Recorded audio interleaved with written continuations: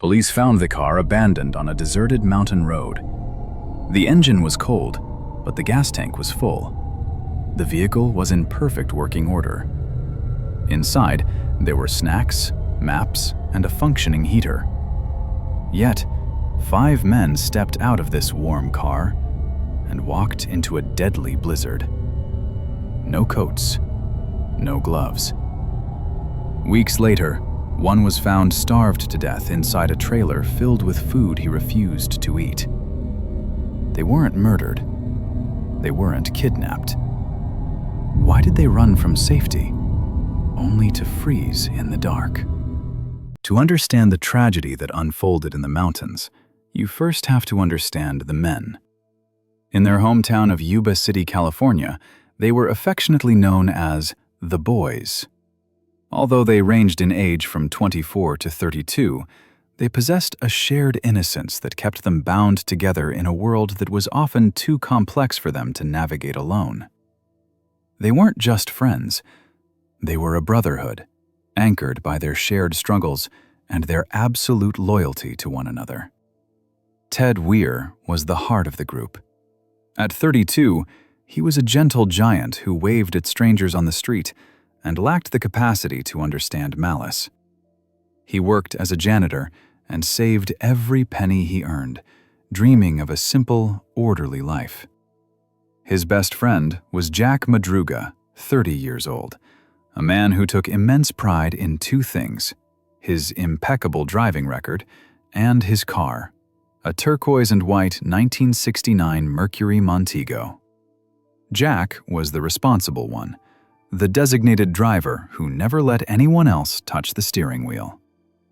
Rounding out the circle were Bill Sterling, 29, deeply religious and known for his constant reading of the Bible; Jack Huett, 24, who was more dependent on his family but found strength in the group; and Gary Mathias.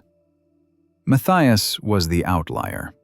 An Army veteran who had seen the darker side of life, he battled schizophrenia but had been stable for 2 years thanks to strict medication and the support of his friends.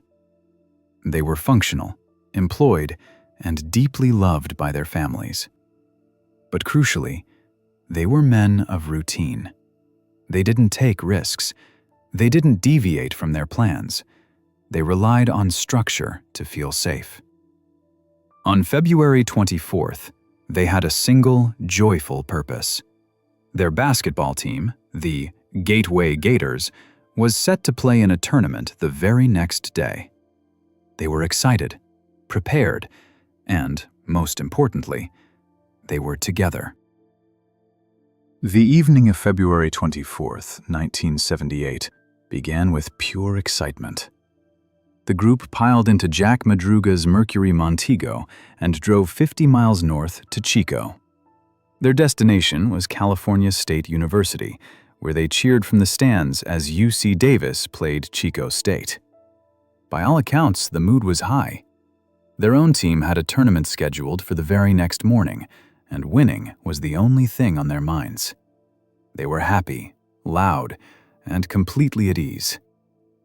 After the game ended, around 10 p.m., they made a quick stop at Bears Market in downtown Chico. This mundane stop would become the anchor for the entire mystery. They bought snacks for the ride home: Hostess cherry pies, a lemon pie, a Snickers bar, and chocolate milk. The clerk later remembered them clearly because they were slightly annoying, taking their time to choose the treats. But they were polite, and there was no sign of distress, no anxiety, no indication that they were being followed or threatened. They got back into the car with their snacks, ready for the 45-minute drive south back to Yuba City. The route was simple, a straight shot down Highway 99. It was a road Jack Madruga knew by heart. The weather in the valley was clear, the traffic was light, and the car was running perfectly. They should have been home before midnight, resting in their beds for the big game the next day.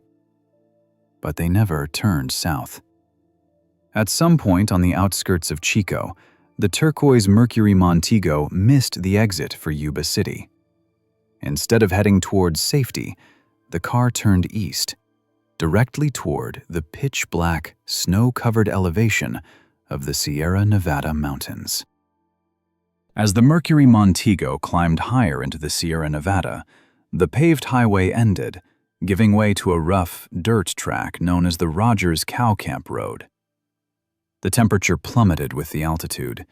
The snow, which was non-existent in the valley below, began to deepen with every mile.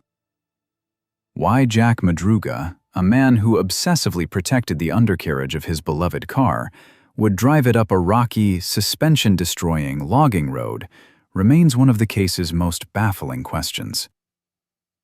They drove nearly 50 miles off course, ascending deep into the wilderness. Up on that lonely mountain road, there was a witness. Joseph Shones, a 55-year-old man, had driven up earlier that day to check snow levels and had gotten his own car stuck. While trying to free it, he began suffering pain in his chest, a mild heart attack.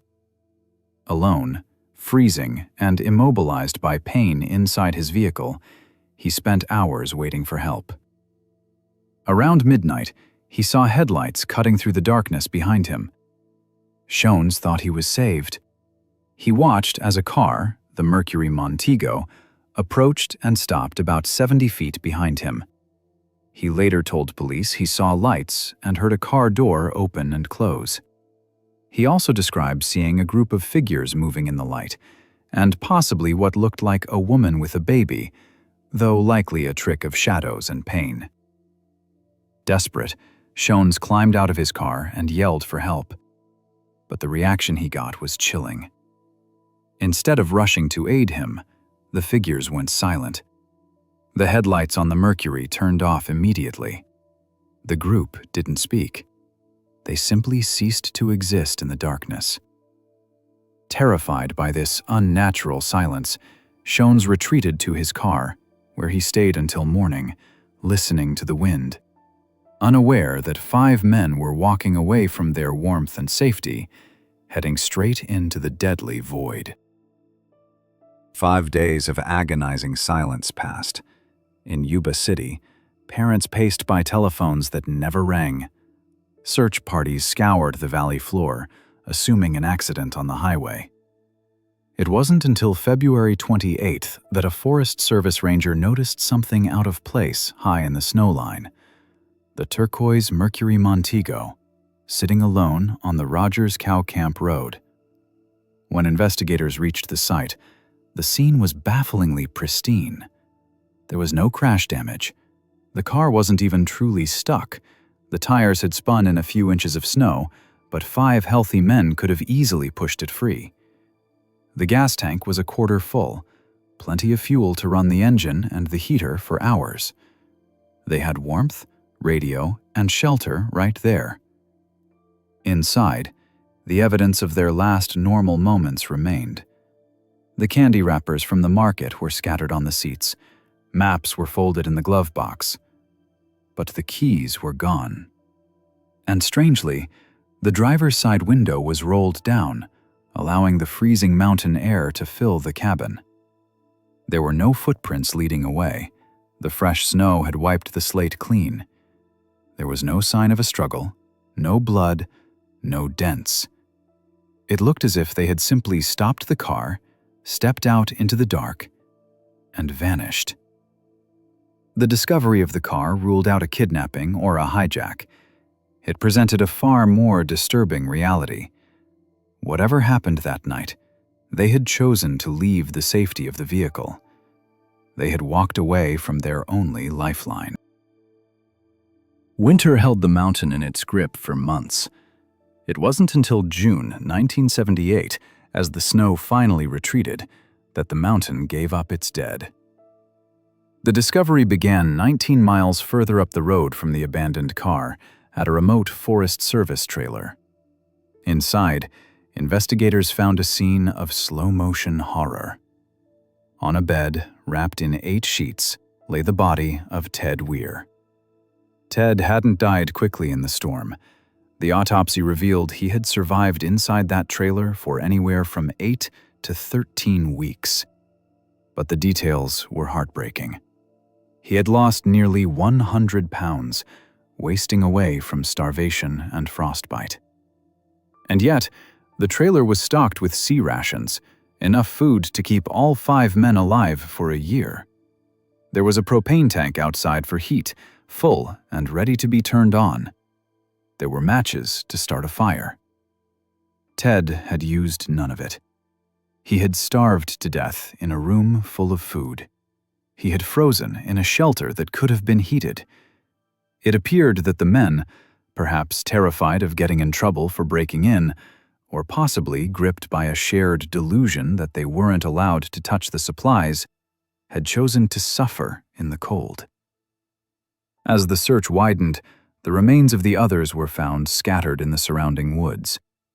Jack Madruga and Bill Sterling were discovered first, their bodies reduced to skeletons by the wildlife. Jack Huett was found only as fragments of bone and clothing. But Gary Mathias, the man who supposedly led them, the one who arguably needed his medication the most, was never found. His shoes were in the trailer, suggesting he might have tried to walk out into the snow for help, wearing Ted's leather shoes. To this day, the mountain has kept him. Almost 50 years later, the Yuba County Five incident remains a puzzle with missing pieces. Theories abound, ranging from a chance encounter with a violent local that frightened them off the road to a collective psychological breakdown triggered by stress. Some believe Gary Mathias, off his medication, might have led them astray, thinking he was taking a shortcut. Others suggest they simply got lost, panicked in the snow, and made a series of fatal, illogical decisions fueled by fear and confusion. But the most haunting aspect isn't the how, but the why. Why did 5 men, described by everyone who knew them as gentle and cautious, abandon a working car for the lethal darkness? Why did they starve amidst abundance? It suggests a shared state of mind that we, from the outside, simply cannot comprehend. A terrifying obedience to an unseen rule, or a paralyzed fear of a threat that may haven't even existed. Today, the Rogers Cow Camp Road is just as quiet as it was that night. The snow still falls, burying the secrets of what happened in 1978. We are left only with the image of 5 friends who went to a basketball game, celebrated a win, and then, for reasons known only to the mountain, walked away from the world and into the silence.